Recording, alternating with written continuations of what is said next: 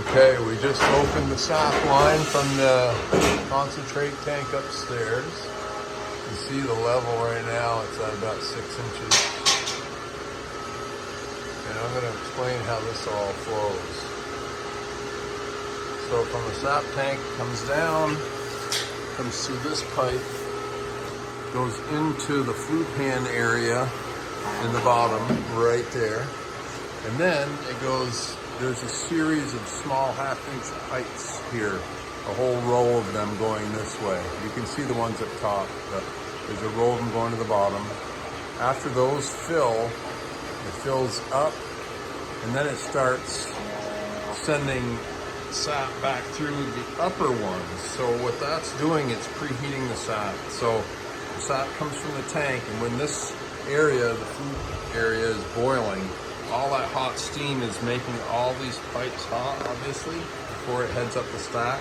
So the sap gets preheated in all these little tubes. Then once it's preheated, it comes back out through this tube into this first float box.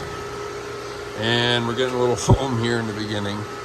But then from the float box, it comes out and it fills the bottom of the flue pan through that valve. And you can start to see there's some sap in there already. And it's flowing through that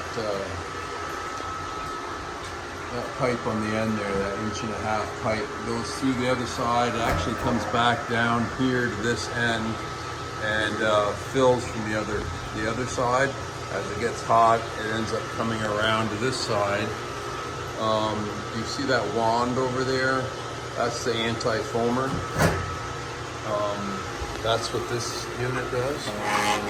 Just sends a little bit of that anti-foaming solution in through that nozzle. So once that gets filled in here, we'll exit from here. And since we have the drain line closed, it actually fills this pipe, enters this float box from the top.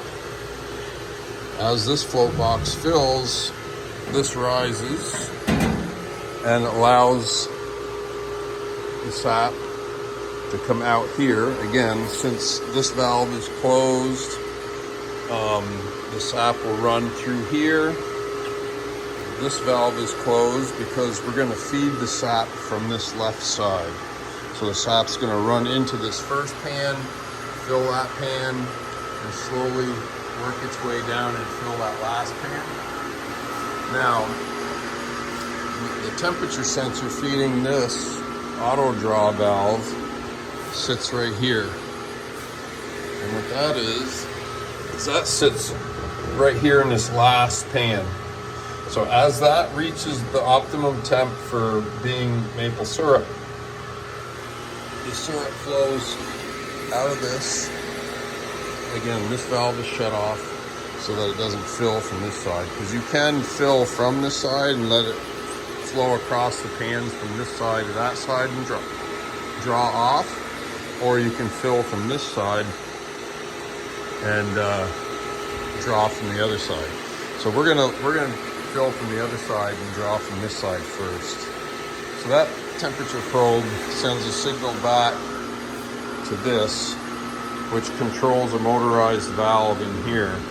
And basically it says, okay, I'm gonna start opening and releasing syrup out of this.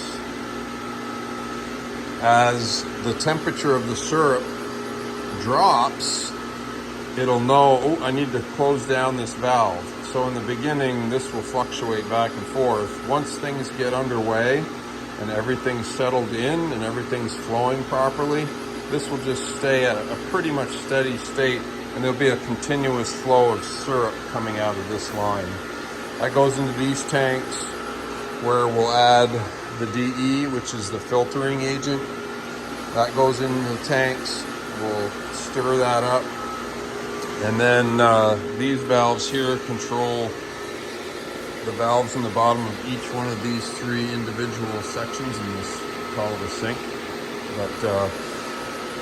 And then as we open those, we don't have it hooked up yet, but it will come out of this, through this hose and enter the filter press, which we have not loaded that yet with the membranes and so on. So that will be next, but it's going to take some time to get this whole evaporator, both sides of this evaporator full of sap before we even put any heat to it.